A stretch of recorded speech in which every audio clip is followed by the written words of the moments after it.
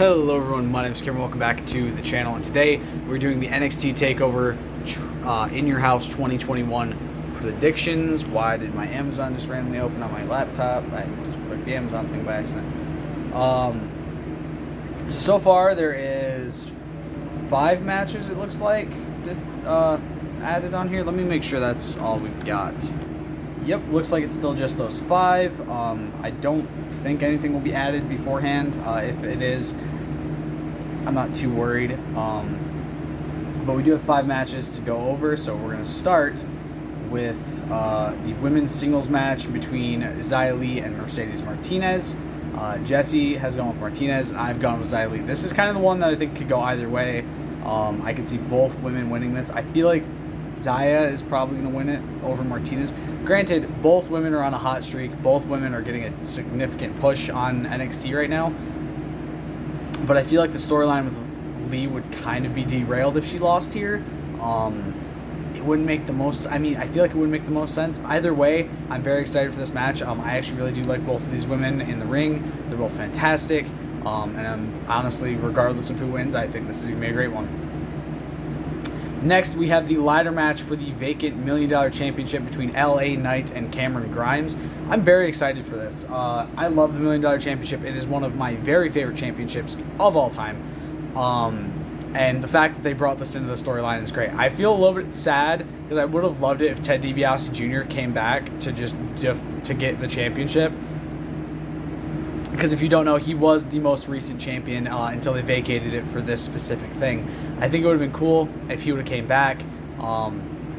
Even if he was just there to oversee the ceremony with his father of one of these two men getting the championship, I think it would be really cool. Or if he comes back and attacks them after the match so he can get back the championship he never lost. I think it'd be really cool.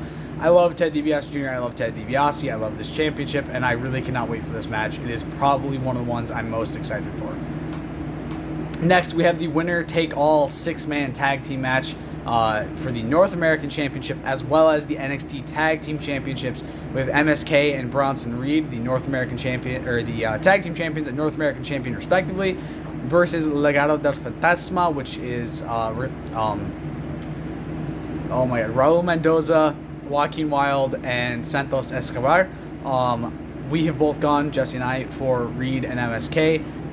I don't see a reason for them to lose it unless Reed and MSK are, unless Reed's getting called up. I don't think there's a reason for them to lose this match. They both just won it kind of recent still. And personally speaking, I'm loving Bronson Reed with this championship. I think he very much deserves it. I am a huge fan of Bronson Reed. And MSK has surprised me a lot in the time that they've been on NXT. And I really, really enjoy their gimmick. I really enjoy their style in the ring and the way they do a lot of their moves. It's very unique offense, and I really, really enjoy it. Hi, Luna. So, yeah, Reed and MSK for the victory. Hopefully with some cool trios moves thrown in. Next, we have the NXT Women's Championship match with Raquel Gonzalez versus Ember Moon. And somebody on WWE social media done fucked up because they were doing the recap thing talking about the NXT TakeOver, media scramble type thing, where they were talking to the media and shit. And Raquel Gonzalez was talking about being put in the same breath as Eddie Guerrero and Rey Mysterio. And then whoever was running social media for WWE on Twitter linked it as first ever Latina women's women's champion of Latina descent in WWE. And I'm like, wait, hold up, what? And it has not gone over well. Because if you guys don't know, there are many, many former women's champions who are of Latina descent. Lita, Melina, Eve Torres, Caitlyn, the Bellas, AJ Lee, Bailey, who is a current fucking a current superstar. There's so many, and they just said that, and I'm like, you guys done fucked up. That's just stupid. Like, granted, I'm not trying to take anything away from Raquel Gonzalez. She's great in the ring-ish. She's okay on the mic. But seriously, to fuck that up that bad is just horrible. Regardless, we've both gone for Gonzalez to retain. I would love to see Ember Moon get a second run with that title because her first run didn't get to last very long. She got called up very, very quick after becoming champion.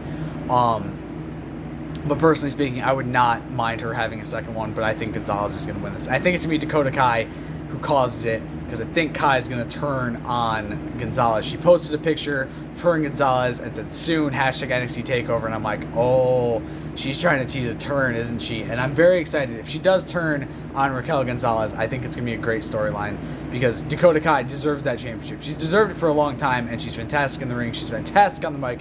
She's one of my very favorite superstars in NXT right now.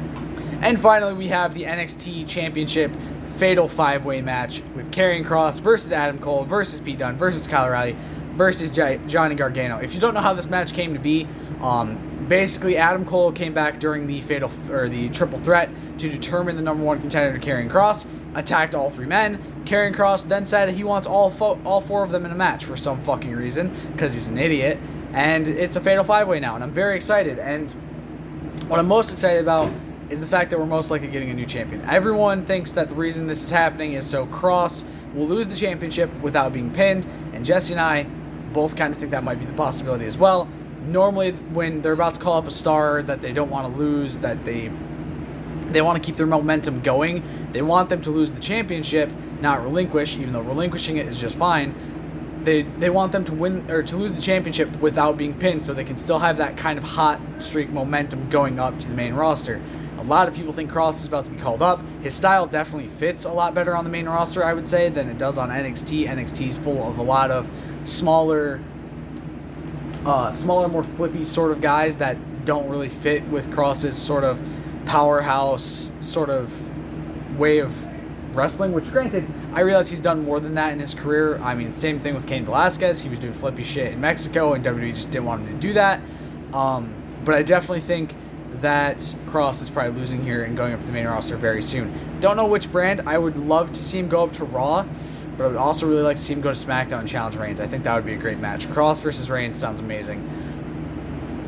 But with that being said, Jesse and I have both predicted Kyle O'Reilly. I think it's finally time for Kyle O'Reilly to win the championship.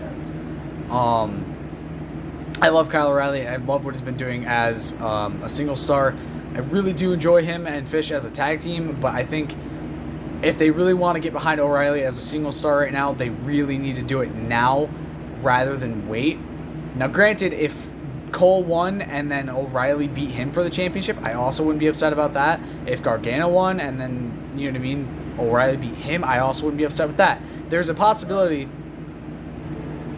Gargano and Cole both have the opportunity to become a 3-time NXT champion. Pete Dunne has a chance to become the first ever NXT UK as well as NXT champion, because he's been NXT UK champion in the past, so he'd be the first person to do that. O'Reilly has a chance to get his first singles title in NXT / WWE, and I'm very excited for whatever comes out of this match. Regardless of who wins, I'm very excited for the storyline we might be getting here. And yeah, I would have loved it if they did a six-man. If somehow Balor had worked his way into this, I would have loved it. But granted, I understand why he didn't. It's looking like he might go back up to the main roster and potentially feud with The Fiend. He said he wanted to continue that feud, and I personally have no issue with that. I would love it if they... I know he said he's put the Demon character to rest, but if they're going to do Balor versus Wyatt again, it needs to be The Fiend versus the Demon. Hopefully with both of them having supernatural powers. Like, it would be great.